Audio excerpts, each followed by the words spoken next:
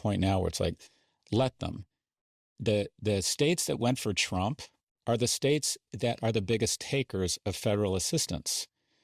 So just see what happens when Veterans Affairs benefits, when we disrupt and shut down those people you can't trust. Okay, let's see what happens to you and dad and your neighbors and what happens in these rural, dark red communities when there is no Head Start. See what happens when you shut down DEI and there is no job opportunity for veterans. Like, I'm at the point where it's like, you know what? You broke it, you own it.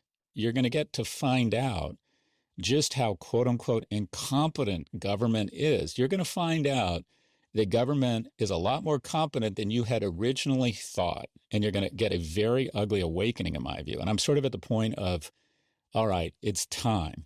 You really want to see what life is like in these red states, the people who are most rabidly for Trump, who tend to be in rural areas, tend to be, quite frankly, have a larger body mass index, are more dependent upon Medicare, are more dependent on government services. The biggest takers from a state perspective are the ones that went hardest towards Trump, which means when these payments and these programs get shut down, this isn't going to hurt us, Jess. I mean, we're upset about this because I'd like to think we have some fidelity to America and the Constitution and want to pay back based on the prosperity we've recognized because of this incredible system and rule of law and democracy. But quite frankly, this isn't going to really hurt you or me. Our kids aren't in SNAP. We're not getting Veterans Affairs payments. We're not getting Social Security payments, right? We're not dying of malaria in Malawi or wherever, right? This won't affect us. It's just fascinating, though, that the people who I think are about to get the biggest dose of like, wow, be careful what you ask for, are the ones that are most rabidly pro-Trump. So my sense is at this point, as Mel Robbins would say, let them. Have at it. You asked for it, you got it. Toyota.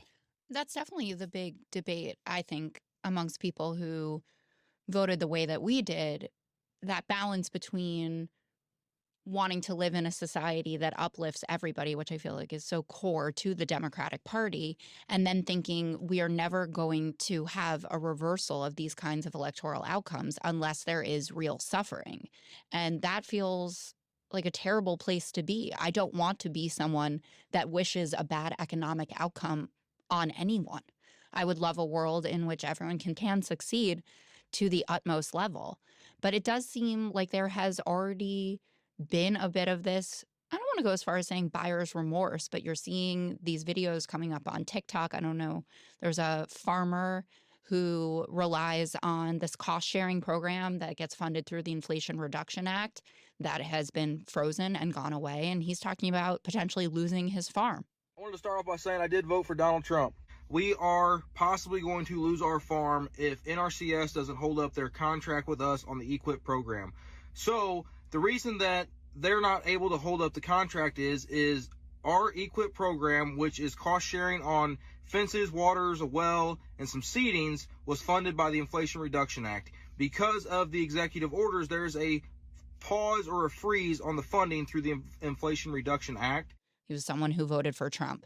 Katie Britt, the senator from Alabama, is out there talking about how we can't have the NIH go away. The new policy of getting indirect costs down to 15%, which will basically mean that we have to shutter labs that are saving us from every disease under the sun and are a huge economic boon for the country. I was astounded to see that for every dollar that we put into society from the NIH, that we get $2.46 back, and it generates nearly $93 billion in economic activity in the U.S.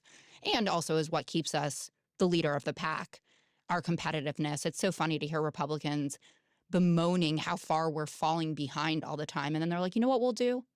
We'll slash NIH funding. That'll be the way that we'll really show the rest